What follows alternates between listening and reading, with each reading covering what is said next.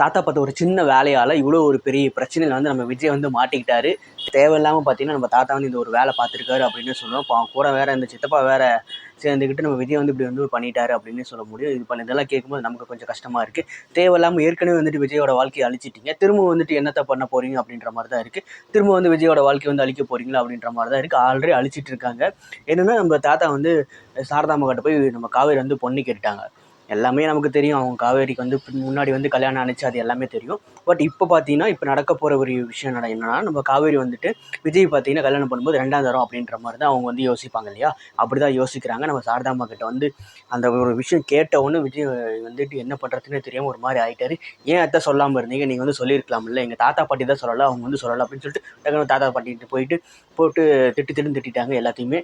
நம்ம காவேரிக்கு வந்து தெரிஞ்சிருச்சு. காவேரியும் பார்த்தீங்கன்னா நம்ம விஜய் மேலே வந்து ரொம்பவே கோவமாக இருக்குது. எங்கே அந்த ஆள் எங்கே போனார் அப்படி இப்படின்னு சொல்லிட்டு அந்த ஆள் இந்த ஆளுன்னு பேச ஆரம்பிச்சிட்டாங்க. இது ரொம்பவே நமக்கு வந்து ரொம்ப கஷ்டமாக இருக்குது.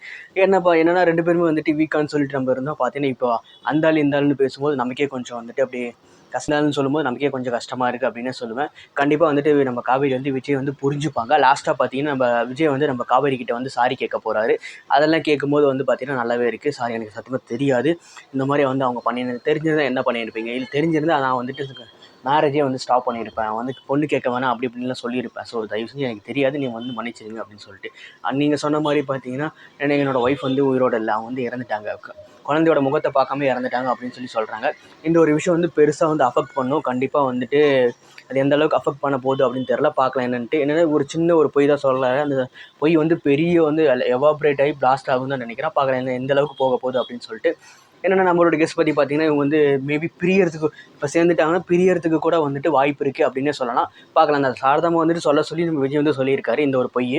நம்ம காவேரி வந்து செத்துட்டாங்க அப்படின்னு சொல்லிட்டு. ஆனால் காவேரிக்கு வந்து ஞாபகம் வந்து இதெல்லாம் கேட்கும்போது ரொம்பவுமே கஷ்டப்படுவாங்க. கண்டிப்பாக வந்துட்டு ஆடியன்ஸ் மத்தியில் பெரிய ஒரு அதிர்ச்சி ஏற்படுத்தியிருக்கு. இப்போ வந்துட்டு எதுவுமே இம்பாக்ட் ஆகாது. ஃப்யூச்சரில் பார்த்தீங்கன்னா வந்துட்டு பெரிய ஒரு விஷயம் வந்து வெடிக்கும் அப்படின்னு சொல்லுவேன். பார்க்கலாம் எந்த அளவுக்கு எப்படி கொண்டு போக போகிறாங்க அப்படின்னு சொல்லிட்டு. கண்டிப்பாக வந்துட்டு நம்ம அப்கமிங் மூவியில் பார்த்தீங்கன்னா நம்ம காவேரியும் விஜய் வந்துட்டு ஒரு லவ் பண்ணுற ஒரு கேட்டகரி வந்து கொண்டு வருவாங்க. கண்டிப்பாக அதோட ஷூட்டிங்லாம் வந்து போயிட்டுருக்கு அப்படின்னு சொல்லிட்டு இருக்காங்க. என்னென்னா ப்ரீவியஸாக வந்துட்டு நெக்ஸ்ட் வீக்கில் வந்து ஸ்டார்ட் பண்ணுறேன் அப்படின்லாம் சொல்லிட்டு இருக்காங்க. காவேரியும் விஜயும் பார்த்தீங்கன்னா லவ் போர்ஷன் அப்படின்னு சொல்லிட்டு அது ஒரு வந்து எக்ஸ்ட்ரா ஸ்டார்ட் பண்ணுறேன்னு சொல்லிட்டு இருக்காங்க. கண்டிப்பாக வந்து பார்த்தீங்கன்னா இதெல்லாம் பார்க்கும்போது நல்லாவே இருக்குது. லவ் பண்ணி திரும்ப வந்து மேரேஜ் பண்ணுவாங்க. இது பார்க்கும்போது ரொம்பவுமே அற்புதமான ஒரு கதைக்களமாக இருக்குது அப்படின்னு சொல்லலாம். கண்டிப்பாக வந்துட்டு யாருக்கெல்லாம் வந்துட்டு மகநீதி சீரியல் பிடிக்குமோ அவங்க வந்து நம்ம சேனலை வந்து சப்ஸ்கிரைப் பண்ணிக்கோங்க. மறக்காமல் பெல் ஐகான் கிளிக் பண்ணிக்கோங்க. உங்களோட கமெண்ட்ஸ் எதாவது இருந்துச்சுன்னா கீழே கமெண்ட் செக்ஷனில் தெரிவிங்க. By guys.